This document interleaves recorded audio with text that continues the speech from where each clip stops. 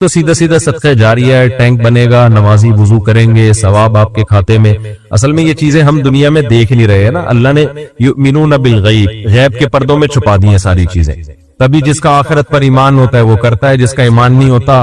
اب دیکھو کوئی ایسا بزنس ہو جس میں آپ کو یقین ہو کہ 1,00,000 روپے دوں گا تو اگلے مہینے پروفٹ 2,00,000 ہوگا، تو ہر آدمی نوٹوں کی گڈیاں لے کے قرضے لے کے آ کے کھڑا ہوا ہوگا، چوری کر کے لا کے دے رہا ہوگا کہ یار میں اس سے بعد میں معافی مانگ لوں گا۔ تو غیب کے پردوں میں اللہ نے جو چیز ڈال دی ہے تو وہ غیب نہیں۔ حضرت عثمان رضی اللہ تعالیٰ عنہ نے کنویں خرید کے وقف کیے، کتنا آج تک وہ وقف کنویں موجود ہیں، آج تک حضرت عمر کا وہ وقف باغ مدینہ میں موجود ہے، حضرت عمر نے باغ خرید کے اللہ کے نام پہ وقف کر دیا، آج بھی وہ مدینہ میں موجود ہے۔ دیکھو کتنی بڑی تجارت، وہ سب ثواب کس کو مل رہا ہے؟ حضرت عمر۔ نبی نے فرمایا جس نے ایک درخت لگایا اور مر گیا، جب تک اس درخت سے انسان تو دور کی بات چرند پرند بھی کھائیں گے نا، اللہ کی مخلوق کو فائدہ ہو رہا ہے نا، پرندوں کو بھی، آپ نے فرمایا اللہ اس کے اجر کو بھی ضائع نہیں کرے گا، کیونکہ اللہ بخیل نہیں ہے، اللہ کیا ہے؟ قدردان ہے، وہ تو تھوڑے کا بہت زیادہ دیتا ہے، تو وہ نوٹ کر رہا ہے سب چیزیں، تو اس لیے اس میں بڑھ چڑھ کر حصہ لیں۔ یہ دینے کس کو ہیں؟ پیچھے بیٹھے ہوئے ہیں، مسجد کی رسید مسجد الفلاحیہ لکھی ہوگی تو وہ رسید لازمی لیں، سمجھتے ہیں؟ کافی ہو گیا۔ اچھا بھائی، یہ پرچی کسی نے بھیجی ہے، وہ ہندو تھے، انہوں نے اسلام قبول کیا ہے، کہہ رہے ہیں آپ کے بیانات بھی سنتا ہوں، مولانا طارق جمیل صاحب کے بیان سن کر ان سے متاثر ہو کر اسلام قبول کیا ہے۔ تو یہ چونکہ بہت سارے غیر مسلموں کا مسئلہ ہے جو انہوں نے پوچھا ہے کہ اگر گھر میں کہتے ہیں میں شو کر دوں گا تو بڑے مسائل کھڑے ہو جائیں گے، گھر والوں کو بہت تکلیف ہوگی، خاندان میں مسائل ہیں، تو میں اپنے اسلام کو کیا چھپا سکتا ہوں؟ دیکھیں اس خوف سے چھپانا کہ گھر والوں کو پتہ چل گیا تو ان کو درد ہوگا، تکلیف ہوگی، یہ تو کوئی شرعی عذر نہیں ہے۔ جب میں نے دوسری شادی کی تھی میرے سارے خاندان کو بہت تکلیف ہوئی تھی، سب کو ہوتی ہے، تو اب آپ پہلی شادی کریں تو بھی تکلیف ہوتی ہے، آج کل آپ اگر پہلی ٹائم پہ کر لینا تو سب کو تکلیف ہوتی ہے، بھی کوئی عمر تھی تمہاری شادی کرنے کی، لوگ اس طرح بات کر رہے ہو۔ اگر آپ نے اسلام قبول کیا ہے، آپ بتائیں گے تو گھر والوں کو تکلیف ہوگی اس سے، تو یہ کوئی شرعی عذر نہیں ہے، ان کا تکلیف ہونا غلط ہے، بھائی کیوں ہو رہی ہے؟ لیکن اگر آپ کو یہ خطرہ ہے کہ اس تکلیف کی وجہ سے وہ آپ کو ٹارچر کریں گے، ماریں گے، قتل کر سکتے ہیں، یا بہت زیادہ ماریں گے، پیٹیں گے، بہت زیادہ آپ پہ ذہنی دباؤ آپ کو دیں گے، تو پھر ایسی صورت میں شریعت نے اجازت دی ہے کہ آپ اپنا اسلام چھپا سکتے ہیں۔ الا من اکرہ وقلبہ مطمئن بالایمان، قرآن کی آیت ہے کہ جس کو زبردستی مجبور کیا جائے کفر پر، تو دل میں اگر وہ ایمان لے آتا ہے تو ایسی شدید مجبوری میں زبان سے وہ اپنے ایمان کو چھپا سکتا ہے۔ یہ بہت سارے غیر مسلموں کے ساتھ مسئلہ ہے آج کل، میں نے بتایا تھا کچھ دن پہلے بھی کچھ ہندو آئے تھے نا، ہندو فیملی آئی تھی مسلمان، ان کے ساتھ بھی یہی مسئلہ، جو بھی ایک بچہ مسلمان ہو، بچہ تو نہیں یعنی 18 20 22 سال اس کی عمر ہوگی، وہ بھی اس کے ساتھ بھی یہ ٹینشن کہ اس کو مار رہے ہیں، پیٹ رہے ہیں گھر والے۔ تو ہندوؤں میں یہ شاید زیادہ ہوتا ہے، عیسائیوں میں میرا خیال اتنا نہیں ہوتا، عیسائیوں میں بھی بہت مسلمان ہوتے ہیں، جو میرے ہاتھ میں کبھی کوئی مسلمان ہوا ہے تو ان کے گھر کی طرف سے کوئی عام طور پر کوئی ٹینشن نہیں ہوتی، تھوڑا براڈ مائنڈڈ ہوتے ہیں لگتا ہے کرسچن لوگ۔ تو اب مسئلہ یہ ہے کہ ایسی مجبوری میں آپ اپنا ایمان چھپا سکتے ہیں، روزہ رکھ لیں، آپ روزے میں کہیں سفر پہ چلے جائیں، یا کچھ ایسا تدبیر اختیار کر لیں، نماز بہرحال ہر صورت میں پڑھنی پڑے گی، چھپ کے پڑھ لیں، جیسے تیسے بہت سارے مواقع انسان کو چھپ کے پڑھنے کے ملتے ہیں نماز، تو اس طرح سے کچھ کر لیں گزارا۔ دعا کرتا ہوں اللہ آپ کو استقامت نصیب کرے۔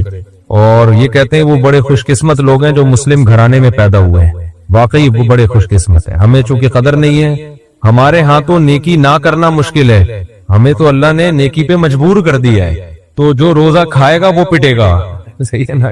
رکھنا آسان ہے، کھانا مشکل ہو گیا ہے، تو یہ اللہ کی نعمت ہے کہ ہم جیسے نالائقوں کے لیے اللہ نے آسان کر دیا۔ قربانی تو ان غیر مسلموں کی ہوتی ہے جو قربانی دے کر آتے ہیں، پورا خاندان بائیکاٹ کرتا ہے، اور پھر بھی وہ اپنے دین اور مذہب پہ قائم رہتے ہیں، تو قدر کرنی چاہیے۔ مفتی صاحب، ہم نے ایک ہی میت کا جنازہ پڑھا اور دوسرے مقام پر اسی میت کا جنازہ کیا ہم خود پڑھا سکتے ہیں، یعنی امامت کر سکتے ہیں؟ تفصیل سے بتائیں۔ ایک شخص ایک ہی میت کا جنازہ کئی دفعہ پڑھ سکتا ہے، ایک شخص ایک میت کا جنازہ بھی ایک دفعہ پڑھے گا اور میت کا جنازہ بھی ایک ہی دفعہ ہوگا، 2 دفعہ جائز نہیں ہے۔ جنازہ عبادت ہے، عبادتیں توقیفی ہوتی ہیں. توقیفی کا مطلب جیسے نبی سے منقول ہے ایسے ہی کرنا پڑے گا. ہمارے نبی سے کبھی کسی کے 2 دفعہ جنازہ منقول نہیں ہے. سمجھتے ہیں؟ تو اس لیے یہ جو آج کل میتوں کے ڈبل جنازے ہو رہے ہیں، ایک شہر میں اور ایک اپنے گاؤں میں، یہ غلط طریقہ ہے، ناجائز ہے، اس کو چھوڑ دینا چاہیے. ایک صورت میں 2 دفعہ جنازے کی اجازت ہے کہ میت کا جو والد وارث تھا اس کی پرمیشن کے بغیر کسی نے پڑھا دیا. جیسے میت کا بیٹا ہے، وہ کہہ رہا ہے ٹھہرو میں آ رہا ہوں، اور آپ نے پڑھا دیا، پھر اس کو یہ رائٹ ہے کہ وہ جنازہ ریپیٹ کروا سکتا ہے. لیکن اگر اس نے پرمیشن دے دی ہے، اس کو پتا ہے کہ شہر میں جنازہ ہو رہا ہے، اب وہ بھی دوبارہ نہیں پڑھا سکتا، تو اس رسم کو ختم کرنا چاہیے، یہ ٹھیک نہیں ہے. مفتی صاحب، کیا ہم کسی شخص کو حجام کی دکان بنوا کر ٹھیکے پر دے سکتے ہیں؟ کیا اس کی کمائی حلال ہوگی حرام ہوگی؟ آپ کے لیے حلال ہے، آپ نے تو بال کاٹنے کے لیے دی ہے. اب وہ اگر داڑھی بھی کاٹ رہا ہے اور غیر شرعی بال بنا رہا ہے تو یہ اس کا ہیڈک ہے. آپ کے لیے دکان کرائے پہ دینا جائز ہے. مفتی صاحب، میرے ایک دوست نے آپ کا بیان سن کر اپنی چاچا کی بیٹی سے چھپ کر نکاح کر لیا. میں نے بیان میں کبھی بھی چھپ کے نکاح کرنے کی ترغیب نہیں دی ہے. چاچا کی بیٹی سے نکاح کر لیا، میرا بیان سن کے بہت اچھی بات ہے. چھپکے کا لفظ میں نے نہیں کبھی بھی کہا، یہ اپنی طرف سے جس نے بھی کیا خود کیا.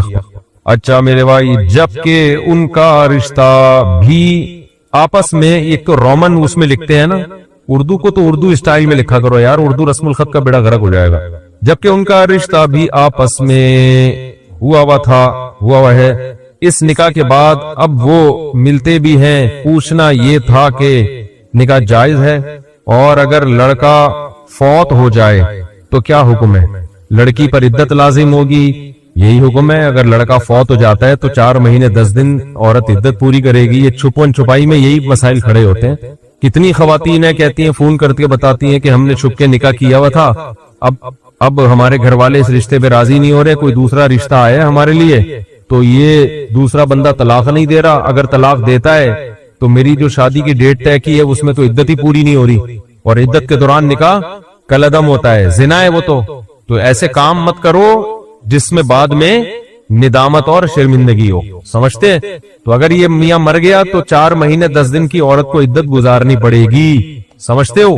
طلاق دے گا تو بھی عدت ہوگی، 3 مینسز عدت ہوگی، اس کے بعد کہیں نکاح کر سکتی ہے. یہ میرا مسئلہ گولڈ کا ہے. تقریباً 17-18 سال سے میرے پاس سونا پڑا ہوا ہے، تقریباً 3.5 تولہ. اس پر زکات ہے یا نہیں؟ اگر 3.5 تولے سونے کے علاوہ 1 روپیہ بھی آپ کے پاس موجود تھا تو پھر سونے کا نصاب نہیں بنتا، پھر دونوں کو مرج کیا جاتا ہے، دونوں کی ویلیو کو، پھر 52.5 تولہ چاندی کا حساب ہوتا ہے.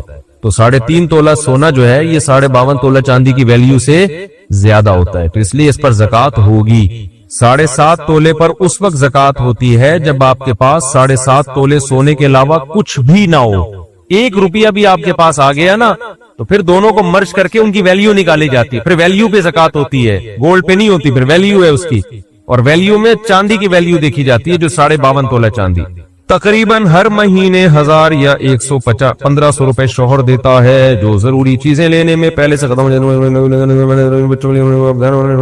بھائی آپ پر یہ لازم ہے کہ آپ ہر مہینے اپنی جیب خرچی سے تھوڑے پیسے بچا کے رکھیں اور پھر اس میں زکات ادا کریں. آپ عورت پر لازم ہے اپنے گولڈ کی زکات دے. وہ خواتین کہتی ہیں ہم کہاں سے دیں، نہیں ہوتا تو گولڈ بیچ کے دیں. سمجھ رہے؟ اب پھر خواتین کو یہ ہوتا ہے کہ ہاں زکات اتنے پیسے ہمارے اس میں نکل جائیں گے، تو زکات میں تو پیسے ہی نکلتے ہیں بھائی. ایسا تو نہیں ہوتا نا کہ آپ پیسے بھی نہ دیں اور زکات بھی ادا ہو جائے. سونا جب رکھا ہوا ہے تو اس کا یہ اللہ کی طرف سے حکم ہے. ورنہ تو لوگ غیر مسلم کیا کرتے ہیں، اتنے گولڈ بعض مالداروں نے جمع. چائنا میں وہ ملیشیا میں نے چائنیز کا قبرستان دکھایا تھا. ملیشیا میں نے ایک ولاگ بنایا. چائنا کے جو کروڑ پتی لوگ ہیں نا وہ اس قبرستان میں دفن ہوتے ہیں. ابھی بھی یوٹیوب پہ پڑا ہوگا. وہ اتنی دولت کے انبار لے کے دنیا سے جب جا رہے ہوتے ہیں نا تو رو رہے ہوتے ہیں کہ یار کروڑوں روپے ہمارے ہیں اور ہم مر رہے ہیں، کیونکہ پیسہ ہمیشہ جمع کرنے میں لگایا ہوتا ہے، خرچ کرنے کی توفیق ملی نہیں ہوتی. پھر وہ کیا کرتے ہیں، اس قبرستان میں کروڑوں روپے کی قبر خریدتے ہیں. وہ قبرستان غریب آدمی کے لیے نہیں ہے، کروڑوں روپے کی قبریں ہوتی ہیں، ان قبروں میں ان کے ساتھ ان کا پیسہ دفن ہوتا ہے. یہ میں نے پورا ولاگ بنا کے ڈالا تھا کہ دیکھ لو عبرت کی آنکھیں، کہ اگر دنیا میں پیسے سے اس گولڈ سے محبت ختم نہیں کی نا تو یہ مرتے ہوئے ابھی جو پورا بیان یہی چل رہا تھا نا، یہ پھر مرتے ہوئے ختم نہیں ہوتی، پھر مرتے ہوئے دل چاہتا ہے قبر میں لے جاؤں میں کسی طرح، تو اب بحریہ ٹاؤن کا پلاٹ تو قبر میں لے جا نہیں سکتا، تو وہ کہتا ہے بیچ کے پیسہ لے جاؤں میں۔ تو پیسے میں کیا ہے کہ وہ پھر وہاں لوگوں نے گڑبڑے شروع کر دی، جب اتنا پیسہ دفن ہوتا میت کے ساتھ تو چور ڈاکو سرنگ بنا بنا کے قبروں سے پیسہ نکال کے لے جاتے۔ پھر وہاں قبرستان کی مینجمنٹ نے یہ کیا، کیونکہ وہ تو قبرستان والوں کا بزنس ہے، انہوں نے کہا بھائی یہ مہنگے، یہ بہترین بزنس بتایا میں نے آپ کو، جگہ خریدیں، بولے اس میں صرف مالدار لوگ دفن ہوں گے، قبر اتنے کی ہے، وی آئی پی قبر، اور اس میں جناب ڈاکٹر عامر لیاقت کا ایک قبرستان میں بیان کروا دیں آپ شب برات کے موقع پہ، ٹھیک ہے نا؟ تو پھر دیکھو اس قبر کی ویلیو دیکھو کتنی ہوگی، تو دبا کے بکے گا وہ، تو قبریں بکیں گی نا، اور آپ بیٹھے بیٹھے کروڑ پتی بن جاؤ گے، خود غریب میں دفن ہو جاؤ، غریبوں کے قبرستان میں۔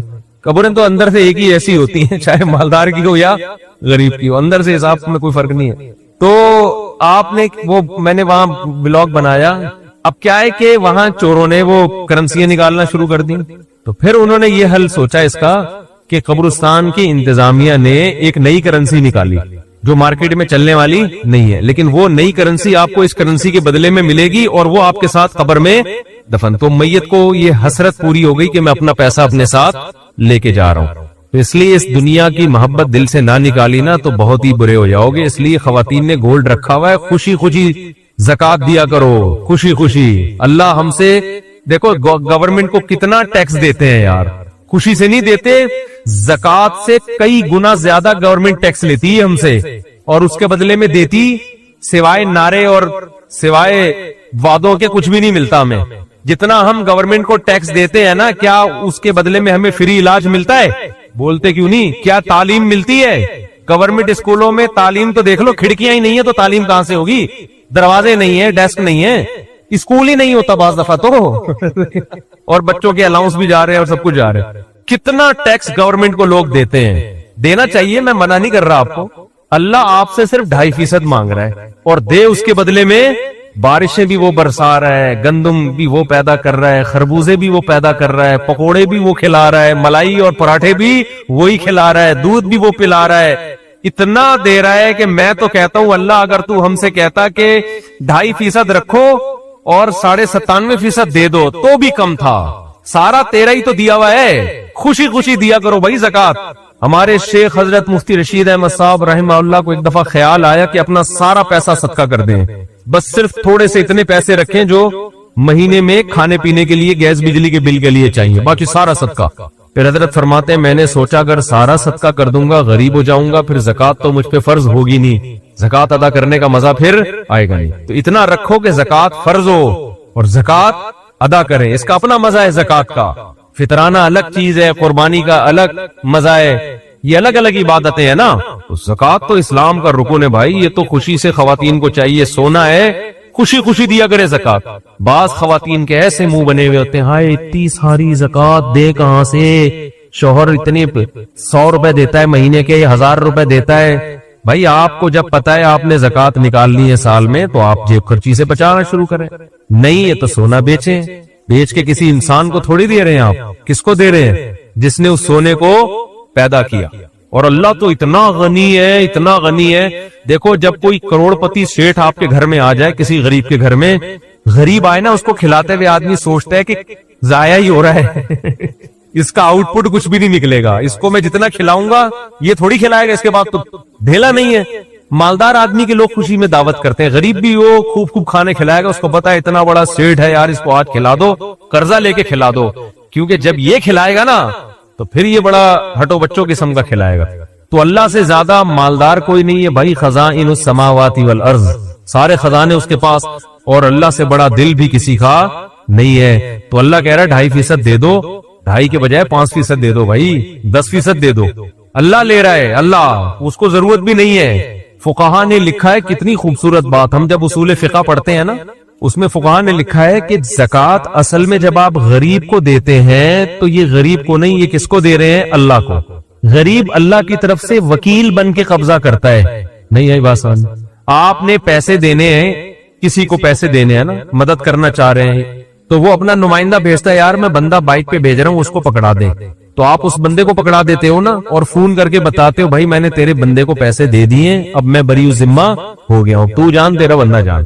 تو دیے اصل میں بندے کو نہیں ہوتے, دیے کس کو ہوتے ہیں؟ اس آدمی کو. اس بندے کو تو آپ جانتے بھی نہیں, لیکن آپ اس کو اس لیے دے رہے ہو کہ اس نے اس بندے کو اپنا نمائندہ. ارے جب آپ پیزا منگواتے ہو تو بائک والے کو پیسے دیتے ہو نا, بائک والے کو. تو کیا بائک والے نے پیزا دیا ہے؟ وہ اس سے پیزا خریدا ہے آپ نے. اس کے پیزے کا بزنس ہوتا تو بائک کیوں چلا رہا ہوتا وہ بھائی. تو اصل میں تو پیزا کمپنی کو پیسے دے رہے ہو آپ, لیکن پیزا کمپنی نے کہا ہے کہ یہاں رش لگانے کی ضرورت نہیں ہے, بائکیا والے کو پکڑا دو, وہ ہمیں ہی دے دے گا. تو آپ بائکیا والے کو جانتے بھی نہیں ہو جو پیزا لے کر آیا. آپ کہہ رہے بھائی تیرا میرا کوئی, مجھے کمپنی نے بولا اس کو دے دو تو میں تجھے دے رہا ہوں, ورنہ میں تجھے کہ جانتا بھی نہیں ہوں. زکات میں یہی فلسفہ ہے, ہم نہ غریب کو جانتے ہیں نہ ہماری غریب سے کوئی سلام دعا. اللہ نے کہا مجھے دو, من ذا الذی یقرض اللہ, کون ہے جو مجھے قرضہ دے گا. اور اللہ اس کو قرضہ کہہ رہے, قرضہ, لون چاہیے, لون. ارے کوئی محلے کا سیٹھ یا ناظم آ کے آپ سے لون مانگے, آپ کا سر پوری دکان آپ کی خدمت میں حاضر ہے. نہیں یار سمجھ میں تو رہنے دو بھائی. آپ کو پتا ہے یار سیٹھ آدمی لون لے رہا ہے, یہ تو بھاگے گا بھی نہیں, اس کے لیے ان کی کیا ویلیو ہے, بڑھ چڑھ کے دو گے. بعض دفعہ سیٹھ گھر میں بٹوا بھول کے آ جاتا ہے. پیٹرول پمپ پہ کوئی آدمی گیا لینڈ کروزر لے کے پیٹرول ڈلوا رہا ہے, رکشے والا جائے گا نا, رکشے والا, پیٹرول پمپ والا فری میں نہیں دے گا اس کو پتا ہے اگر فری میں ڈال دیا نا یہ واپس پیسے کبھی بھی نہیں دے گا, یہ بھاگ جائے گا. لیکن اگر کوئی علاقے کا ناظم کوئی لینڈ کروزر میں جا رہا ہے, کوئی جناب کوئی بڑی گاڑی میں جا رہا ہے, جیب میں پیسے بھول گیا, پیٹرول پمپ والا کہے گا سر آپ کوئی پیسوں کی فکر نہ کریں. اس کو پتا ہے یہ اتنا مالدار آدمی, یہ پیسے لے کے کہاں بھاگے گا, بلکہ اس سے میرے تعلقات اور اچھے ہو جائیں گے. یہی ہوگا نا, اور اچھے تعلقات ہو جائیں گے. تو اللہ بھائی ہمارے پیسے لے کے بھاگے گا بھی نہیں, معاذ اللہ, نقل کفر نہ باشا. اور اللہ کو ہمارے پیسوں کی ضرورت بھی بالکل بھی نہیں. تو اللہ نے کہا کہ مجھے کون ہے جو قرضہ دے گا, اور اللہ نے بتا دیا میں بڑھا کے واپس کروں گا اس کو. یہ قرضہ میں بڑھا کے, سودی لین دین اللہ سے جائز ہے. اللہ نے اپنے اور بندوں کے لیے سود کو حلال رکھا ہوا ہے, آپس میں سود کو کیا کر دیا ہے, حرام. اللہ نے کہا میرے سے, اور بڑھاؤں گا بھی, تھوڑا سود نہیں لگاؤں گا, بڑھاتا چلا جاؤں گا اس کو میں. تو اس میں تو انسان کو چاہیے دل کھول کے دے. اللہ نے کہا اب عرش پر میرے پاس آ کے مجھے پیسہ پکڑانے کی ضرورت نہیں ہے, گلی محلے میں تمہیں کچھ نظر آ جائیں گے غریب لوگ, فی الحال ان کو پکڑا دو. تو یہ اصل میں غریب آدمی قبضہ کرتا ہے کس کی طرف سے, اللہ کی طرف سے. تبھی تو قرآن کہتا ہے کہ ہمارے نیک بندے جب غریبوں کو کھلاتے ہیں تو ان سے کہتے ہیں لا نرید منکم جزاء ولا شکورا, ہمیں تم سے شکریہ نہیں چاہیے کیونکہ ہم تمہیں نہیں کھلا رہے, اصل میں تو ہم کس کو دے رہے ہیں, اللہ کو دے رہے ہیں. ہمارا اللہ کا لیں گے, تم تو درمیان میں جو ہے نا ایک وکیل بن کے آ گئے ہو, تم تو وکیل بن کے آ گئے ہو. پیزا والے کو آپ نے پیسے پکڑا دیے, بائکیا والے کو, اب آپ کہہ رہے ہیں پیزا ایسا تھا ویسا. وہ کہہ رہے ہیں مجھے کیا پتا کیسا تھا, بھائی تو کمپنی میں جا کے کمپلین کر, میں نے تو ان کا پیزا تم تک پہنچایا ہے, تمہارے پیسے وہاں تک پہنچائے. تو غریب بھی یہی کہے گا. اہل ایمان جب غریب کو کھلاتے ہیں کہتے ہیں ہمارا تمہارا کیا, ہم تو اللہ کے لیے تمہیں کھلا رہے ہیں بھائی, اللہ آخرت کی سختی ہم سے دور کرے گا. تو اس لیے خواتین کو بھی چاہیے خوش دلی کے ساتھ زکات دیا کریں, کیونکہ خواتین کو بھی جنت میں جانا ہے, ٹھیک ہے نا. یہ جنت اللہ نے صرف آدمیوں کے لیے نہیں بنائی ہے. اور حدیث میں آتا ہے اتقوا النار ولو بشق تمرہ, عورتوں کو خاص اللہ نے خطاب کیا کہ جہنم کی آگ سے بچو, اگرچہ آدھی کھجور صدقہ کر کے. تو صدقہ کیا کرے, کچھ نہیں ہے تو آدھی کھجور صدقہ کر دیا کرے. تو خوش دلی کے ساتھ زکات دیا کرو بھائی, ورنہ وہی ہو جائے گا اتنا جمع کر کر کے پھر ایک دن دل چاہے گا کہ یار یہ سارا مال لے کے میں قبر میں کس طرح سے اتر جاؤں. خرچ کرو. ہم نے تو بڑے علماء کو دیکھا ہے جب عمر بڑھ جاتی ہے تو ویسے ہی سب دے دلا کے کہہ رہے یار ہلکے پھلکے ہی دنیا سے جاؤ, اب جائیدادیں بھی بانٹ دیتے ہیں وہ. لیکن میں آپ کو مشورہ دیتا ہوں پورا مال کبھی بھی نہ بانٹنا, اولاد آج کل بگڑ جاتی ہے. بعض لوگوں نے دل بڑا کر کے سب کچھ بچوں کو بانٹ دیا, جس دن بچوں کو سب کچھ مل گیا اس دن بچوں نے باپ کو ابا سمجھنا چھوڑ دیا. یہ ایسے کیسز سامنے آئے ہیں, تو کچھ چیزیں تجربے کی ہوتی ہیں. تو اس لیے بعض دفعہ آدمی بڑھاپے میں میرے بیان سن کے دوسری شادی کا اس کو خیال آتا ہے, لیکن وہ ساری جائیدادیں پہلے تقسیم کر چکا. اب وہ کہے گا اب بچوں سے پیسے کس منہ سے مانگے, بچوں سے کہ بیٹا مجھے پیسے چاہیے, ابا کڈنی کا آپریشن کرنا ہے, ابا دل کا دینے, ابا کہہ رہے میں نے شادی کرنی ہے, بچے کہتے ہیں یہ نہیں ہوگا. تو اس لیے دل نہ لگاؤ بس پیسے سے, سمجھ رہے ہو. میرا دوست جو کہ کینسر کا مریض ہے, اس کی خوشی آپ سے ملاقات کی ہے, اگر آپ اپنے قیمتی وقت سے کچھ ہمارے بھائی کے لیے دے دے. بھائی میرے جی ہندو بھائی بھی جو مسلمان ہوئے ہیں یہ بھی ملاقات کرنا چاہ رہے ہیں, یہ بھی تو ابھی تو میں نے تراویح بھی رات کو سنانی ہوتی ہے, دہرانا بھی ہے. اگر میں ابھی یہ ٹائم ملاقاتوں میں لگا دوں گا تو شام کو اٹکن آنا شروع ہو جائے گی. جب میں تراویح پڑھتا ہوں نا تو پھر اٹکتا ہوں, अटकूंगा तो पीछे पब्लिक खड़े हुए वो बुरा भला कहेंगे यार क्या हो गया ये। तो अभी तो बिल्कुल टाइम नहीं है, तो फिर हम कोई टाइम इंशाल्लाह मुतय्यन करके मुलाकात का टाइम देंगे इंशाल्लाह। उस्मान भाई से राब्ता कर लें, जो गैर मुस्लिम मुसलमान होते हैं हम उनको तो लाजमी टाइम देते हैं, उनको तो कभी हमने मना नहीं किया। तो और जो कोई माजूर हो या बीमार हो, जैसे ये कैंसर के मरीज है, तो जरूर इंशाल्लाह टाइम देंगे, लेकिन उसका एक तरीका लिखा हुआ है, वहां उस्मान भाई का नंबर है, उनसे कांटेक्ट करें, टाइम लेके आ जाएं, फिर मैं इंशाल्लाह टाइम दे दूंगा। क्या खुदकुशी करने वाले के लिए दुआए मगफिरत कर सकते हैं, और दीगर क्या अहकामात हैं खुदकुशी करने वालों के? खुदकुशी करना कबीरा गुनाह है, और ऐसा गुनाह है जिससे तौबा की तौफीक ही नहीं मिलती, क्योंकि मर जाता है इंसान। तौबा का दरवाजा जिंदगी में खुला है, मरने के बाद नहीं है। हर गुनाह में इंसान तौबा का ऑप्शन होता है, खुदकुशी में तौबा का ऑप्शन उसने खुद ही खत्म कर दिया। तो लेकिन दुआए मगफिरत जायज है अगर वो मुसलमान था, इसलिए कि जुर्म किया उसने, जहन्नम में जाएगा, तो उसके लिए दुआ की जा सकती है कि अल्लाह इसको इस अजाब से बचा ले, तो दुआ का ऑप्शन अल्लाह ने दिया है। हाँ, ये जरूर है कि जो आदमी खुदकुशी करे तो किसी भी इलाके के बड़े आलिम को, बुजुर्ग को, मशहूर शख्सियत को उसका जनाजा नहीं पढ़ाना चाहिए, बाइकआउट करना चाहिए। नबी सल्लल्लाहु अलैहि वसल्लम ने ऐसा ही किया था। खुदकुशी किसी ने की, जनाजा लाया गया, आपने नहीं पढ़ाया, हालांकि आप रहमतुल लिल आलमीन थे, लेकिन आपने बाइकआउट किया जनाजे का। तो सहाबा को मना नहीं किया, लेकिन खुद नहीं पढ़ाया आपने, ताकि लोगों के दिल में इस जुर्म की बुराई बैठे कि ये बहुत बड़ा जुर्म है कि हमारे नबी ने जनाजा पढ़ाने से इनकार